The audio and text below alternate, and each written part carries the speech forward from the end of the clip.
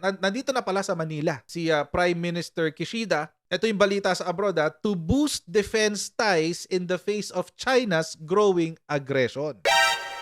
Talaga ang pakay yung security pact. Japan's Prime Minister began a 2-day visit on Friday to the Philippines where he's expected to announce a security aid package and upcoming negotiations for a defense pact in a bid to boost Tokyo's alliances in the face of China's alarming assertiveness in the region. Kinakabahan ang China dito sa defense pact na to.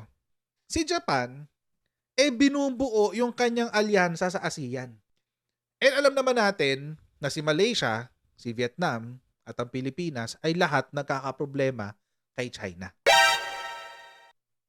Ang primary US ally dito sa Pilipinas is either Japan or South Korea.